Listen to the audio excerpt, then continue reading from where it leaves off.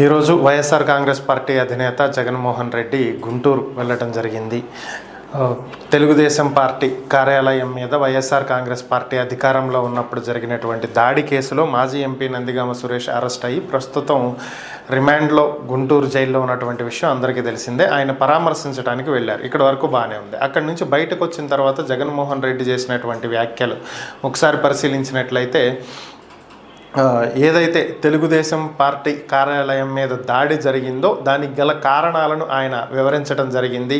గతంలో TDP party అధికార ప్రతినిధి అఫీషియల్ స్పోక్స్ పర్సన్ పట్టాభి మాట్లాడినటువంటి వ్యాఖ్యల్లో దాంట్లో జగన్మోహన్ రెడ్డిని, అప్పటి ముఖ్యమంత్రిగా ఉన్నటువంటి జగన్మోహన్ రెడ్డిని బోసెడీకే అని చెప్పి ఆయన సంబోధించటం, దానికి సంబంధించి నిరసన తెలియజేస్తూ వైఎస్ఆర్ కాంగ్రెస్ పార్టీ శ్రేణులు టీడీపీ పార్టీ ఆఫీస్ ముందు ధర్నాకి దిగడం జరిగిందని, అప్పుడు టీడీపీ ఆఫీస్లో ఉన్నటువంటి టీడీపీ కార్యకర్తలు నిరసన తెలియజేస్తున్నటువంటి వైసీపీ కార్యకర్తల మీద దాడి చేయటంతో అక్కడ ఉద్రిక్తత నెలకొని కొంత డ్యామేజ్ అయితే జరిగి ఉండొచ్చు అని చెప్పి అప్పుడే ఆ డ్యామేజ్ చేసినటువంటి వాళ్ళని అరెస్ట్ చేసి 41 CRPC నోటీసులు ఇచ్చి పంపించాము అని చెప్పి జగన్మోహన్ రెడ్డి మీడియా ముఖంగా చెప్పడం జరిగింది. సో ఇదే ఒక ఎత్తు అయితే, దీంట్లో మ్యాటర్ ఏంటి అంటే, ఇది గతంలో కూడా ఇది ఒక ఇష్యూగా మారినటువంటి పరిస్థితి. చాలామంది అప్పట్లో గూగుల్లో ఇది ఒక ట్రెండింగ్ కీవర్డ్లా తయారైంది, what is the meaning of బోసెడీకే అని.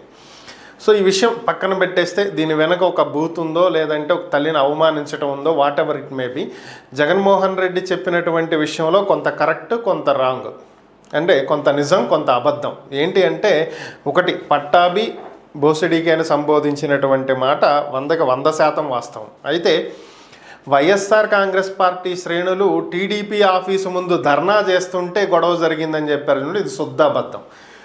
అసలు వైఎస్ఆర్ కాంగ్రెస్ పార్టీ శ్రేణులు ధర్నా చెయ్యనే లేదు. నేరుగా వెళ్ళటమే అక్కడ ఉన్నటువంటి సెక్యూరిటీని తోసేసి లోపలికి వెళ్ళి అద్దాలు పగలగొట్టి నానా హంగామా చేసినటువంటి పరిస్థితి.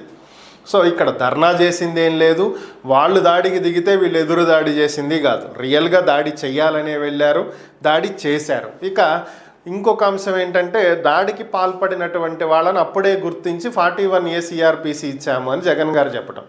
సో సొంత పార్టీ నేతలే కదా, మరి సొంత పార్టీ నేతలకి మరి ఆ 41 CRPC ఇచ్చి ఇంటికి పంపించక ఏం చేస్తారు? ఇదేదో అరెస్ట్ చేసి కోర్టులో ప్రొడ్యూస్ చేసి రిమాండ్కి పంపించి ఛార్జ్ షీట్ వేసి కేసు విచారణ చేసినట్లుగా ఆయన చెప్పడం అనేది నిజంగా ఆశ్చర్యం కలిగించినటువంటి అంశమే. ఆ రోజు ఈ కేసు ముందుకు వెళ్ళలేదు కాబట్టే ఈరోజు కూటమి అధికారంలోకి వచ్చిన తర్వాత టీడీపీ ఆ కేసును ముందుకు జరిపేటువంటి ప్రయత్నం చేస్తుంది. దీని వెనక నందిగామ సురేష్ ఉన్నారా లేదా అది విచారణలో తేలాల్సినటువంటి అంశం. ఆయన దోషా కాదా అనేది కోర్టు తేల్చాల్సినటువంటి అంశం. సీసీ ఫుటేజ్లో ఆయన లేరు అంటే ఆయన ఉన్నాడని చెప్పి టీడీపీ కూడా చెప్పట్లా.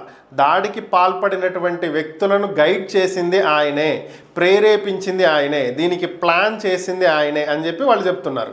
సో అక్కడ దాడి చేసినటువంటి ప్రదేశంలో ప్లాన్ చేసిన వ్యక్తి ఉండాలన్న రూల్ ఏం లేదు కదా. సో ఇది పరిస్థితి.